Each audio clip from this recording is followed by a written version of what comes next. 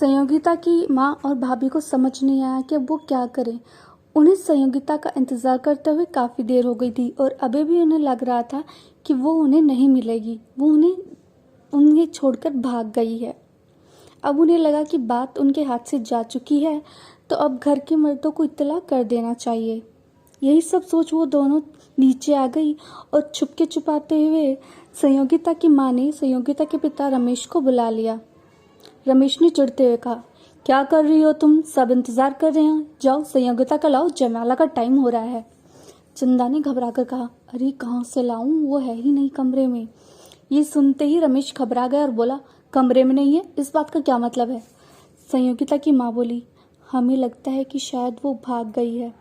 ये सुनते ही रमेश और वहां पर अभी अभी आए सौरभ के पैरों के तले से जैसे जमीन ही खिसक गई हो। ये क्या हुआ? कुंवर सा का परिवार तो उन्हें मार देगा अगर ऐसा हुआ तो। वो सभी जल्दी से संयोगिता के कमरे की तरफ भागे। जैसे ही सौरभ ने दरवाजा खोला, उसे शीशे के सामने संयोगिता अपने चेहरे घूंघट से ढके बैठे हुए दिखाई दी। सभी उसे बैठा देख हैरान रह गए। सौरभ अपनी माँ पर चिढ़ते बोला, क्या माँ, ये तो बैठी है, तुम लोग भी ना भांग चढ़ा लिया क्या तुमने? संयोगिता की माँ बोली, अरे पर। रमेश बोला, अब परवर कुछ नहीं, चलो इसे नीचे लेकर आओ, कुंवर सा इंतजार कर रहे हैं, पहले ही बहुत देर हो चुकी है। संयोगिता की भाभी बोली, जी आप चलिए, अभी लेकर आते हैं। दोनों संयोगिता को लेने आगे बढ़ गए। रमेश और सौरभ नीचे की ओर चले गए। संयोगिता की माँ ने संयोगिता से पूछा, संयोगिता बेटा, हम तुझे कुछ देर पहले ढूंढने आए थे, तब तो तू यहाँ नहीं थी।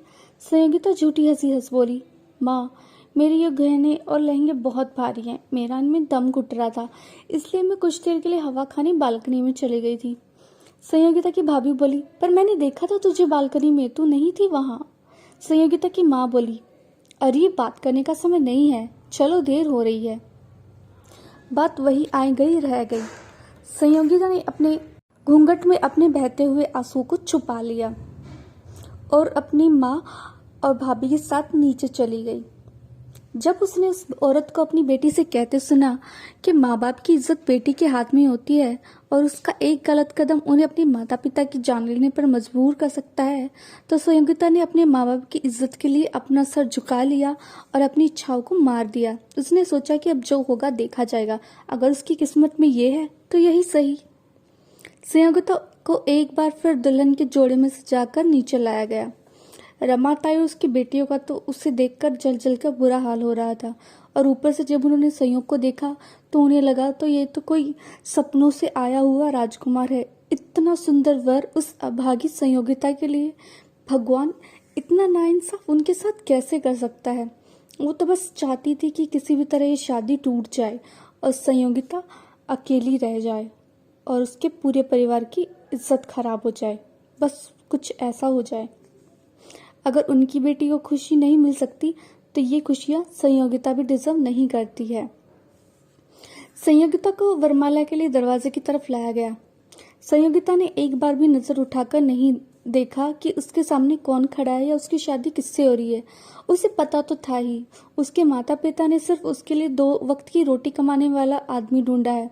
वो कोई बूढ़ा भी हो सकता है, वो कई बच्चों का बाप भी हो सकता है, वो एक ऐसा आदमी भी हो सकता है जिसने अपने पति का कत्ल खुद किया हो। तो ठीक है, अब वो क्या ही कर सकती है, यही उसकी नियति में लिखा है तो यही सही। यही सब सोच संयोगिता दरवाजे की तरफ बढ़ गई और उसने संयोग को बिना देखे वरमाला पहना दी।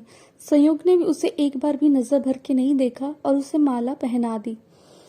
संयोग के साथ में खड़ी उसकी माँ का दिल जल रहा था।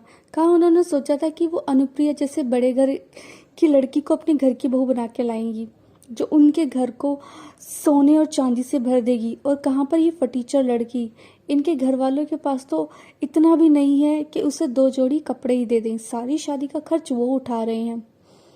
संयोग की माँ के दिल का हाल जानकर उसकी ननद जोर जोर से हंसने लगी और बोली, कहाँ हमारा संयोग इतना सुंदर और राजकुमार जैसा, इतने बड़े घराने का लड़का, और आप लोगों ने उसकी शादी एक ऐसी लड़की से कर दी जो एक फूटी कौड़ी भी नहीं ला सकती। मेरे बेटे की पत्नी तो इतनी अमीर घर से आई थी कि उन्होंने मेरे बेटे को सोने से तोला था। उनकी ऐसी बातें सुनकर संयोगिता के माँ बाप को बड़ी शर्मिंदगी महसूस हुई और संयोग की माँ का भी दिल जल गया। पर अब क्या ही कर सकते थे। दादा दादी ने जब संयोग की बुआ को आंखें दिखाई तो वो चुप हो गई। पर सच्चाई तो यही थी ना, आंखें दिखाने से ये बात रुक तो नहीं जाएगी। ये तो वो भी जानते थे। इसके बाद संयोग और संयोगिता को मंडप पर लाया गया। उनके पूरे विधि विधान से फेरे कराए गए। उसके बाद संयोग को संयोगिता की मांग में सिंदूर भरना था। संयोगिता की मांग भरने के लिए घूंघट उठाया गया। संयोग ने जब संयोगिता की मांग भरी तो पहली बार संयोग की नज़र संयोगिता पर पड़ी और संयोगिता की नज़र संयोग पर पड़ी। संयोगिता का ऐसा सुंदर रूप देखकर संयोग की तो जैसे सांसें ही थम गई। ये तो बिल्कुल उसके सपनों की राजकुमारी जैसी है। ये तो बहुत सुंदर है। उसने उसे जब पहली बार देखा था तो वो सफ़ेद साड़ी में थी और रो रो कर उसकी हालत ख़राब थी, पर आज तो वो किसी अप्सरा से कम नहीं लग रही थी।